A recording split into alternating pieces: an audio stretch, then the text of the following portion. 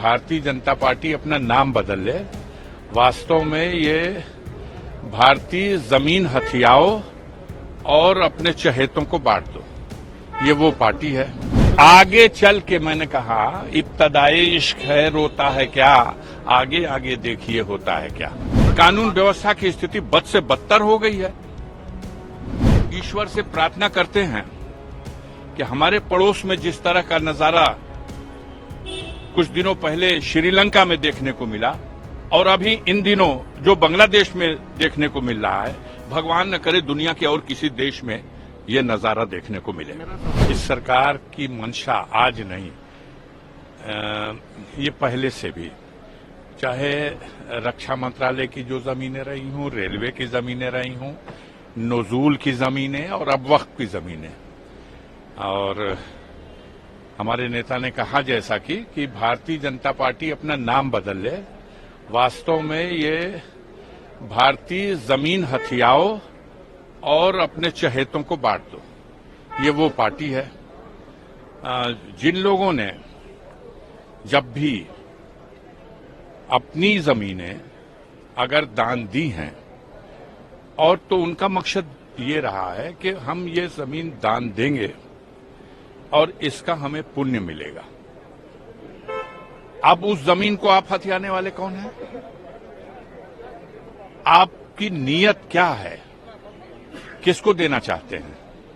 हमारे देश में ये चलो ठीक है, मुस्लिम वक्फ की जमीनों के लिए आज विषय है। कल इनकी नीयत खराब हो सकती है। जो बड़े बड़े मठ हैं, 400-400 बीघा, हजार बीघा जमीनें हैं। खुद बाबा गोरखनाथ के मठ की अगर जमीनों को देखोगे तो किसी दिन नीयत उस पर भी खराब कर लेंगे। इन्हें हर हालत में चीजें निकालनी है और निकाल करके अपने चहेतों को थमानी है। हम इसका पुरजोर विरोध करेंगे और इस बिल को, इसमें कोई संशोधन की आवश्यकता नहीं। आप जो व्यवस्था चला रहे हैं उसको चलाइए।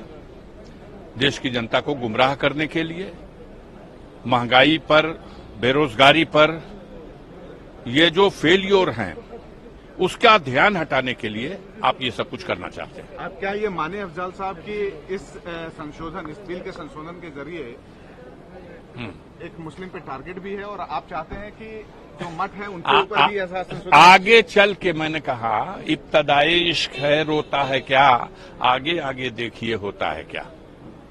ये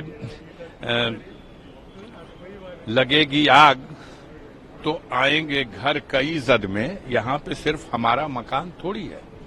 अब जिन लोगों ने अपना दिल पड़ा किया और अपनी संपत्ति वक्फ बोर्ड में दे दिया और उसका संचालन और व्यवस्था, और वो एक ऐसी संस्था है जो हमारे संविधान के अनुसार है और उसमें आपके दखलंदाजी की कोई जरूरत ही नहीं सरकार की।